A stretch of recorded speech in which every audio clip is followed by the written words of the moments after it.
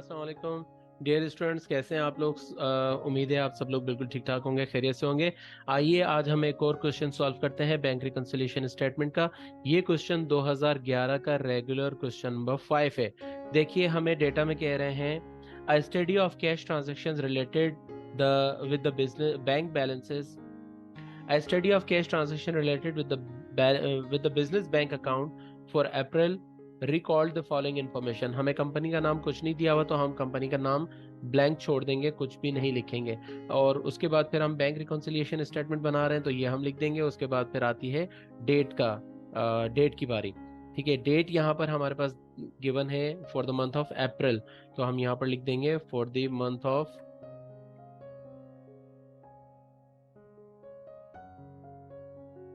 अप्रैल। और एयर भी कोई नहीं दिया हुआ। Okay that's good. नहीं सॉरी, नीचे एयर दिया हुआ है, आपके पास गिवन है 2010 का एयर है ये, for the month of April 2010। उसके बाद फिर हम देखते हैं number 1 transaction, overdraft balance as per bank statement ₹25,000।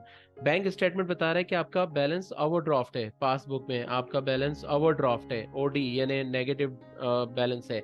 Overdraft को हम पहले बहुत डिटेल में इसको डिस्कस कर चुके हैं, हम आपको बता चुके हैं कि ओवरड्राफ्ट क्या होता है।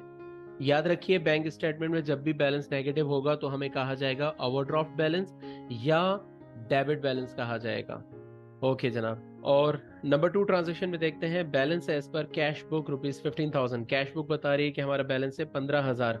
ओके, अब यहाँ पर कुछ नहीं दिया हुआ, ना तो ओवरड्राफ्ट बैलेंस लिखा हुआ है और कैश बुक है, तो यहाँ पर इनको कहना चाहिए था अगर नेगेटिव बैलेंस होता। कैश बुक में अगर नेगेटिव बैलेंस होता है तो या तो ओवरड्राफ्ट कहा जाता है या फिर क्रेडिट बैलेंस कहा जाता है, लेकिन यहाँ पर ऐसा कुछ नहीं कहा गया, तो ये हमारा नॉर्मल बैलेंस है, यानी पॉजिटिव बैलेंस है।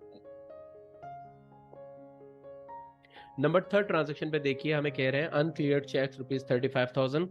हमारे चेक्स अनक्लियर्ड हैं, यानी अभी तक क्लियर नहीं हुए 35,000 के। अनक्लियर्ड चेक्स हमेशा पासबुक में ऐड किए जाते हैं।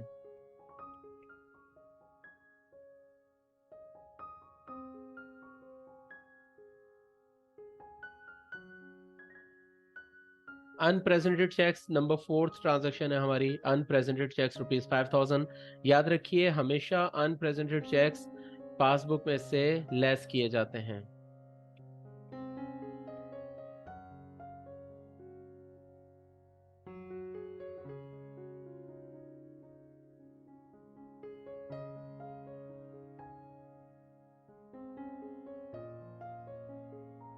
अगली ट्रांजेक्शन है हमारे पास direct payment by bank for bill payable ₹8,000। Okay, हमारी इंस्ट्रक्शन गिवन होगी ऑब्वियसली बैंक को, इसीलिए उसने डायरेक्टली हमारे अकाउंट में से पेमेंट कर दी है। हमने बैंक को कहा हुआ था कि जी हमारे बिल पे कर देना, और उसने डायरेक्टली हमारे अकाउंट से पे कर दिए, लेकिन हमने उसको रिकॉर्ड करना भूल गए, हम उसको ओवरलुक कर गए रिकॉर्ड करना, तो अब हम उसको रिकॉर्ड करेंगे। ठीक है, ये बिल पेएबल है तो ये हमारे कैश बुक में से माइनस होगा, क्योंकि बैंक में से ऑलरेडी माइनस हो चुका है, कैश बुक में से माइनस नहीं हुआ, तो अब हम कैश बुक में से भी इसको माइनस कर देंगे। बिल पेएबल कैश बुक में से माइनस हो जाएगा, सॉरी 8,000 है। अगली ट्रांजैक्शन है direct deposited by customer ₹3,000। I hope कि अब तो ये आपको बहुत अच्छे तरीके से रट चुका होगा कि डायरेक्ट डिपॉजिट हम कैश बुक में ऐड कर देते हैं और इसका नाम हम रखते हैं अकाउंट रिसीवेबल। और अगर कस्टमर का नाम होता है तो कस्टमर का नाम भी लिख देंगे, अदरवाइज फिर आप ब्रैकेट में अपनी याद दहानी के लिए डायरेक्ट डिपॉजिट लिख सकते हैं। पेपर में भी आप इसको डायरेक्ट डिपॉजिट लिख सकते हैं, कोई मुजायका नहीं है। पेपर चेकर इसकी वजह से आपके नंबर नहीं काटेगा, बल्कि उसके ऊपर अच्छा इंप्रेशन पड़ेगा। अमाउंट है इसका 3,000। Cheque issued by manager ₹16,000। Number 7 transaction में रीड कर रहा हूँ, इसको गौर से देखिए। Cheque issued by manager ₹16,000 recorded in counterfolio in counterfoil ₹11,000। हमारे मैनेजर ने एक चेक इशू किया है 16,000 का। ओके, जब हमने चेक बनाया 16,000 का और वो दे दिया अपने कस्टमर को या अपने वेंडर को, हमारा वेंडर जब बैंक से जाकर उस चेक को कैश करवाएगा तो उसको 16,000 ही मिलेंगे ना, वो कम या ज्यादा अमाउंट तो नहीं मिलेगा। लेकिन गलती क्या हुई है इसमें, रिकॉर्डेड इन काउंटरफॉइल। काउंटरफॉइल कहते हैं चेक बुक के अंदर चेक के साथ एक छोटा सा लीफ लगा हुआ होता है, जो कि हम अपने ऑफिस रिकॉर्ड के लिए रखते हैं। चेक तो हम फाड़ के दे देते हैं अपने कस्टमर को या वेंडर को, लेकिन उसके साथ एक जो छोटा सा पार्ट लगा हुआ होता है उसे कहते हैं काउंटर फाइल, जिसपे हम अपना रिकॉर्ड रखते हैं। वहां पर मैनेजर ने गलती से 16,000 के बजाय 11,000 लिख दिया, तो उन्होंने वहां पर अमाउंट कम लिखा, जिसकी वजह से हमने अपने कैश बुक में से कम अमाउंट माइनस किया। हमें वहां पर माइनस करना चाहिए था, कैश बुक पे पेमेंट साइड पर लिखना चाहिए था 16,000, लेकिन हमने पेमेंट साइड पर गलती से लिख दिया 11,000। तो गलती हुई है कैश बुक में।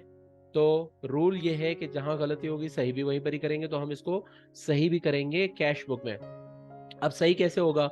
अगर हमने कम माइनस किया है तो जितना कम माइनस किया है उतना अमाउंट अब माइनस कर लेंगे। अगर हमने ज्यादा माइनस कर दिया है अमाउंट, जो जितना ज्यादा माइनस कर दिया है वो अमाउंट अब हम वापस ऐड ऑन कर देंगे। देखिए यहाँ पर हमने माइनस करने थे 16,000, लेकिन हमने माइनस किया है सिर्फ 11,000, तो इसका मतलब 5,000 रुपये हमने कम माइनस किए हैं। तो ये 5,000 रुपये अब हम माइनस कर लेंगे। और कहाँ से माइनस करेंगे? जहां गलती हुई है। गलती हुई है कैश बुक में, तो हम इसको कैश बुक में से माइनस करेंगे। 5,000 कैश बुक में से माइनस करेंगे और इसको हम नाम देंगे अकाउंट पेबल, और ब्रैकेट में लिख देंगे रिकॉर्डिंग एरर।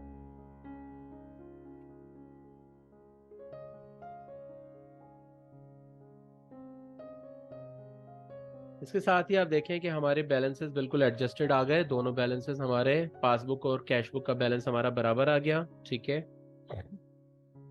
नेक्स्ट रिक्वायरमेंट हमारी कह रहे हैं कि record necessary entries in journal. इस क्वेश्चन की भी एंट्रीज हम रिकॉर्ड नहीं करेंगे, ये हम आपके ऊपर छोड़ रहे हैं। आप इस क्वेश्चन की जर्नल एंट्रीज बनाएं और वो हमसे शेयर करें, ताकि हम आपको बता सकें कि कहीं आपने गलती की है या आपने बिल्कुल सही रिकॉर्डिंग की है।